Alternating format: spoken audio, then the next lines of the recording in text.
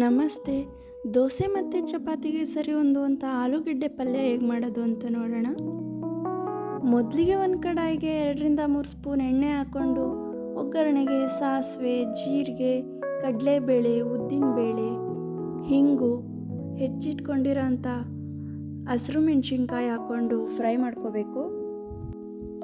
ನಂತರ ಉದ್ದುದ್ದಕ್ಕೆ ಹೆಚ್ಕೊಂಡಿರೋ 2-3 ಈರುಳ್ಳಿ ಹಾಕ್ಕೊಂಡು ಸ್ವಲ್ಪ ಶುಂಠಿ ಬೆಳ್ಳುಳ್ಳಿ ಪೇಸ್ಟ್, ಅರಿಶಿನ ಪುಡಿ, ರುಚಿಗೆ ತಕ್ಕಷ್ಟು ಉಪ್ಪು ಹಾಕ್ಕೊಂಡು ಫ್ರೈ ಮಾಡ್ಕೋಬೇಕು.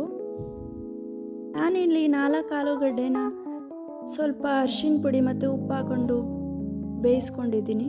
ನಂತರ ಬೇಯಿಸಿಟ್ಕೊಂಡಿರೋ ಅಂಥ ಆಲೂಗಡ್ಡೆನ ಫ್ರೈ ಆಗಿರೋ ಈರುಳ್ಳಿ ಮಿಶ್ರಣದೊಳಗಡೆ ಹಾಕಿ ಮಿಕ್ಸ್ ಮಾಡಿಕೊಂಡು ಕೊತ್ತಂಬರಿ ಸೊಪ್ಪು ಹಾಕ್ಕೊಂಡ್ರೆ ರುಚಿಯಾದ ಆಲೂಗಡ್ಡೆ ಪಲ್ಯ ದೋಸೆ ಮತ್ತು ಚಪಾತಿ ಜೊತೆ ತಿನ್ನೋಕ್ಕೆ ರೆಡಿ. Thank you.